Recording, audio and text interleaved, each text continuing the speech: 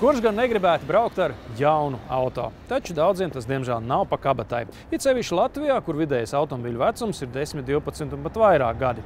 Maldīgi iedomāties, ka iegādājoties automašīnu par 500 000 eiro, tātad ražotu apmēram 2007. gadā, tās uzturēšanai mēs iztērēsim ļoti maz naudas.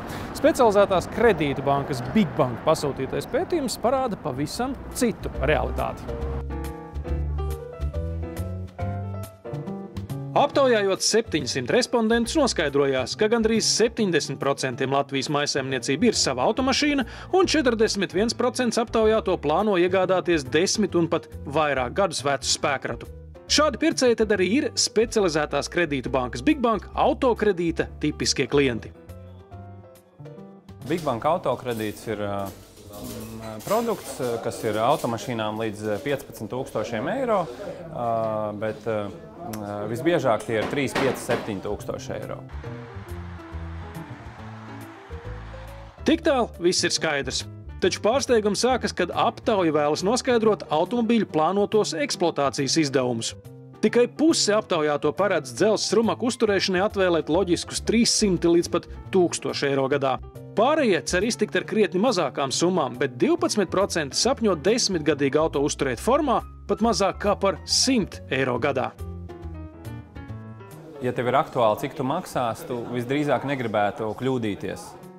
Precīzi prognozēt par 5 gadiem vecākas automašīnas uzturēšanas izdevumus faktiski nav iespējams, jo pat raksturīgo defektu pārzināšana neļauj uzminēt prāvāka remonta iestāšanās brīdi.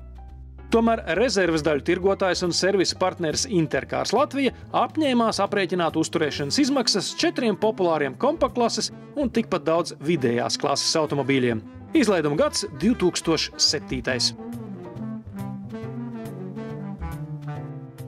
Šos datus mēs ieguvām saskaņā ar automašīnu plānotajām apkopēm.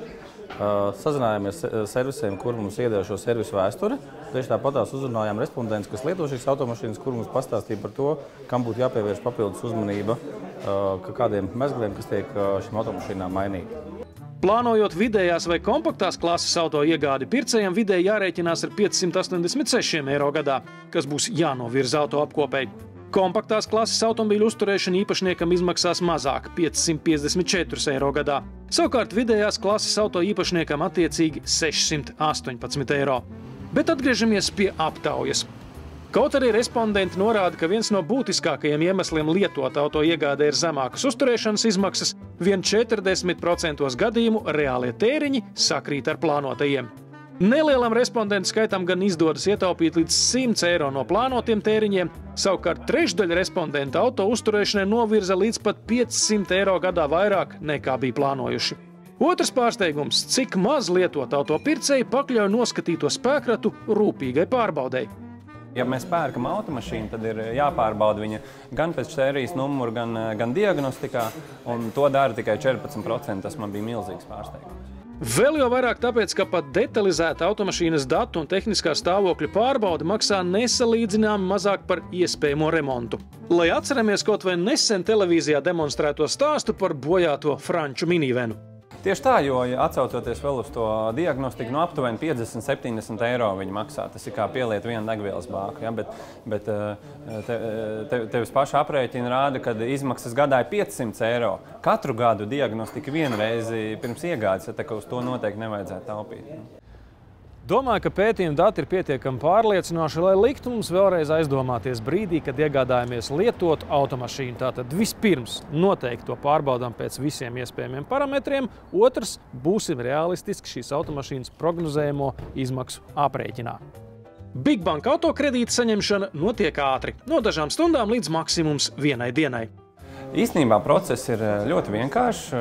Jūs ienākat Big Bank mājaslapā un izvēlaties sadaļu autokredīts un aizpildat pieteikumu. Autokredīta ņēmējiem jābūt oficiāliem ienākumiem, nesabojātai kredītvēsturei un samērīgām kredītsaistībām. Tā kā kredīta likme ir sākot ar 9% gadā, pēdējā laikā autopircēji aizņemoties arvien lielākas summas. Līdz ar to mēs arī redzam, ka klienti pie mums aizņemas arvien lielākas summas.